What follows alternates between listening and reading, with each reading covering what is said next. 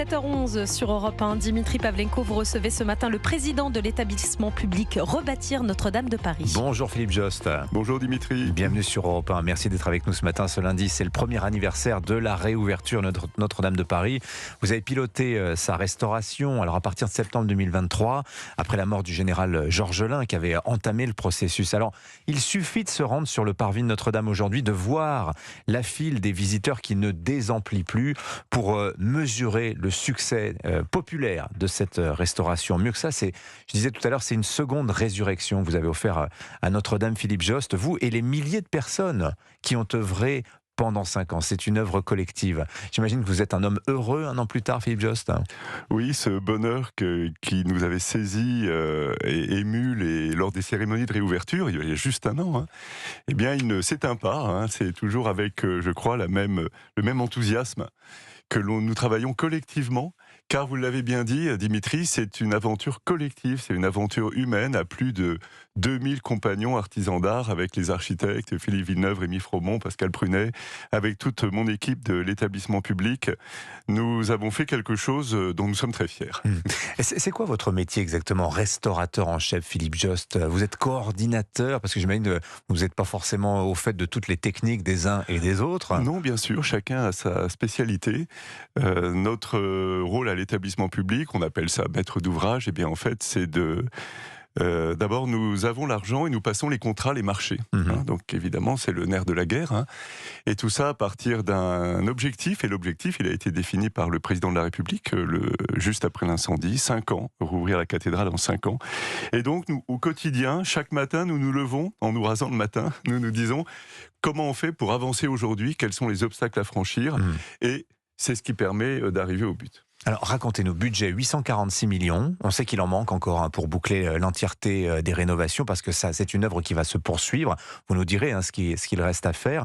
On a beaucoup parlé de cette loi d'exception qui est brandie aujourd'hui comme exemplaire. Tiens, pour changer quelque chose, réformer efficacement la France, il faudrait des lois d'exception comme on a fait pour Notre-Dame de Paris. Est-ce que réellement vous avez échappé à la lourdeur réglementaire traditionnelle française, Philippe Jost? Je suis heureux que vous abordiez cette question, cher Dimitri, parce qu'il n'y a pas eu de loi d'exception. Il y a eu une loi, elle a défini un cadre fiscal pour les donateurs.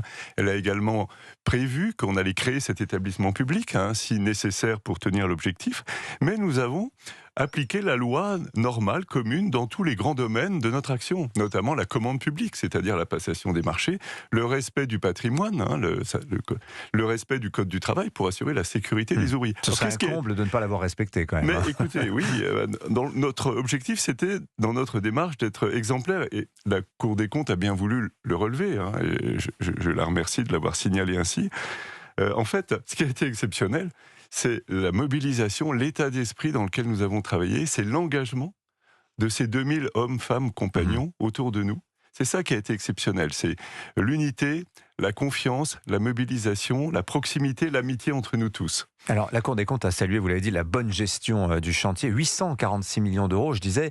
En fait, on va être à presque 1 milliard quand on aura collecté tout l'argent nécessaire. Alors, d'abord, on est frappé par la somme. On se dit que vraiment, on mesure l'ampleur du travail qui a été effectué. Et qu'est-ce qu'il reste à faire ? Et êtes-vous optimiste sur le fait de trouver ces 140 millions d'euros qui vous manquent encore, Philippe Jost, pour aller jusqu'au bout? Alors c'est une très bonne question. Pourquoi y a-t-il encore du travail à faire alors qu'on a rouvert la cathédrale et que chacun peut constater à quel point c'est magnifique, merveilleux, comme on ne l'a jamais vu?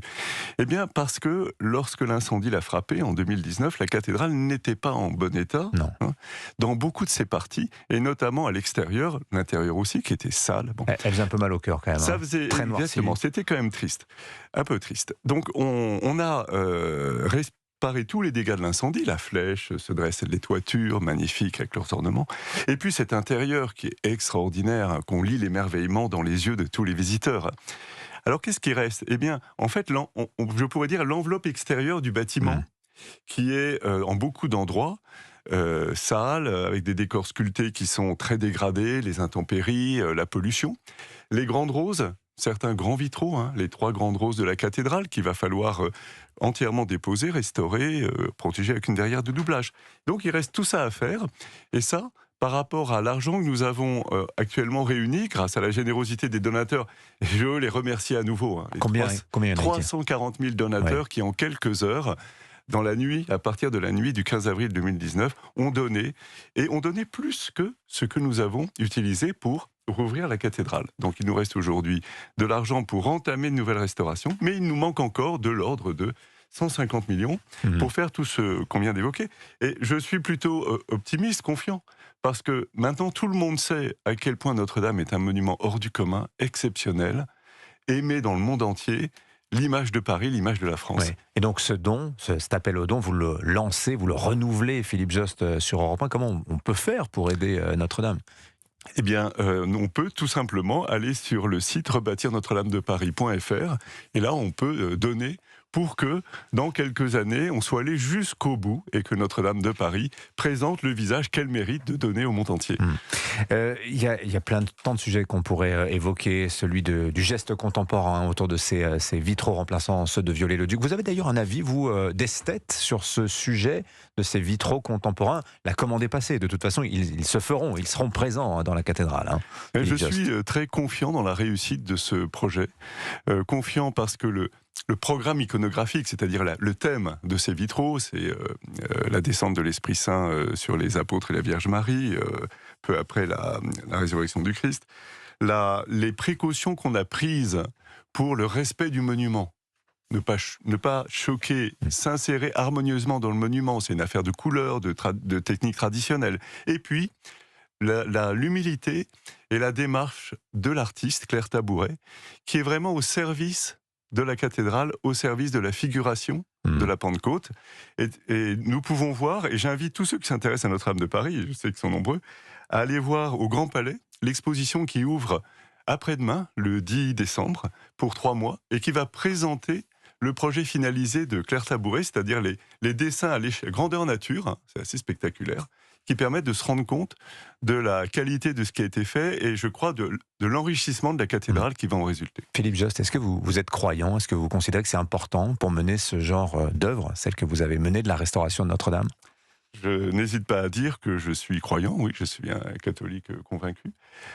C'est certainement un plus par rapport à l'enthousiasme, à l'investissement que j'ai consacré à tout cela depuis 2019. J'ai rejoint le général Georges Lain la semaine qui a suivi l'incendie. En même temps, j'ai constaté tout au long de cette aventure, cette unité, cet enthousiasme, cette mobilisation de tous autour de cette aventure. Eh bien, il n'y avait pas besoin d'être croyant pour être pleinement investi. Chez tous, il y avait un amour pour Notre-Dame de Paris, qui est un monument hors du commun, qui a une âme.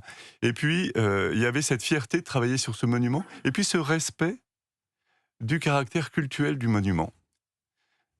Et ça, c'est une des belles choses qu'on a vécues pendant toutes ces années, c'est cet engagement et cette unité de tous, quelles que soient les croyances. Ouais, il y a plein d'histoires de conversion depuis la restauration. Merci Philippe Jost d'être venu nous parler ce matin de la restauration de Notre-Dame qu'Europe 1 a suivi dès les premiers instants, dès les premières flammes, dès les premières fumées. Pour donner, je redonne l'adresse du site, rebâtir-notre-dame-de-paris.fr. Vous avez la fabrique de Notre-Dame, le journal de la restauration. Les fonds sont reversés à la restauration. Et puis le livre Rebâtir Notre-Dame de Paris chez Talandier, édition collector.